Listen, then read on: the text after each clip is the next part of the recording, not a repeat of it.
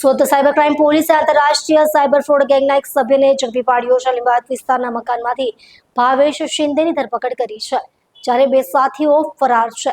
પોલીસે 19,87,000 રૂપિયાનો મુદ્દામાલ જપ્ત કર્યો છે. આ ગેંગ લોકોને લાલચ આપી બનાવટી બેંક ખાતા ખોલાવતી, સિમ કાર્ડ મેળવતી અને નેટ બેન્કિંગથી છેતરપિંડી કરતી હતી. પૂછપરછ બાદ પોલીસે ઋષિકેશ શિંદે અને હરીશ ચૌધરીને વોન્ટેડ જાહેર કર્યા છે. સુરત સાયબર ક્રાઇમ પોલીસની મોટી સફળતા દર્શાવે છે. પોલીસે લીંબાયત વિસ્તારમાંથી આંતરરાષ્ટ્રીય સાયબર ફ્રોડ ગેંગના એક સભ્ય ભાવેશ શિંદેની ધરપકડ કરી છે.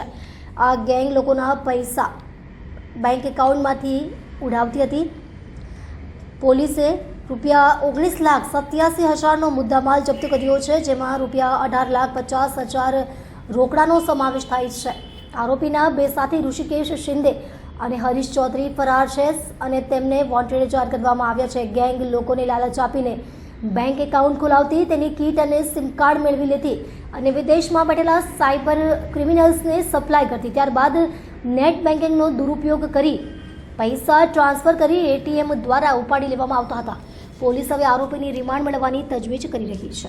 माननीय नायब मुख्यमंत्री साहब ने के सूचना से ऑपरेशन म्यूल हंट की कामगिरी अभी भी सूरत शहर साइबर सेल द्वारा करने में करी जा रही है कंटिन्यूअस।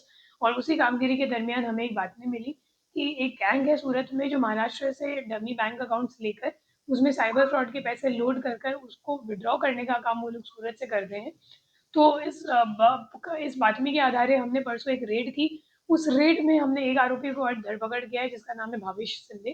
भावेश शिंदे का काम ऐसा था कि जिन लोगों को ये लोग एटीएम भेजते थे पैसे विड्रॉ करने के लिए, उनसे सभी कैश वो एक जगह इकट्ठा करता था पूरे दिन का, और उसके बाद वो हरीश चौधरी को देता था।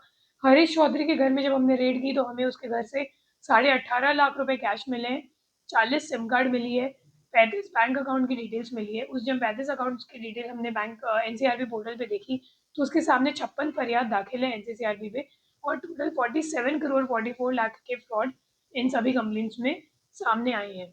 अभी हमारे जो दो नासाफरदा आरोपी है हरीश चौधरी और ऋषिकेश, उन दोनों को पकड़ने की हमारी तपास चालू है। ये दोनों आरोपी का गुनाहित इतिहास भी है। ये लोग को पहले ईडी के एक तपास में, जिसमें महादेव गेमिंग ऐप का जो बहुत बड़ा इन्वेस्टिगेशन था, उसमें 4 साल पहले अरेस्ट किया गया है, और अब हमें और अभी वो शायद बेल पर बाहर है, और अभी उनको हम पकड़ने के लिए कोशिश कर रहे हैं।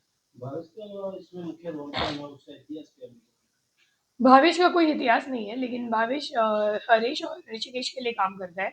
वो उसका काम इतना ही है, जितने भी कैश विड्रॉ किए गए हैं एटीएम से, उन सभी कैश को इकट्ठा करके वो हरीश चौधरी को देता था। मुख्य आरोपी कौन है? हरीश चौधरी और ऋषिकेश।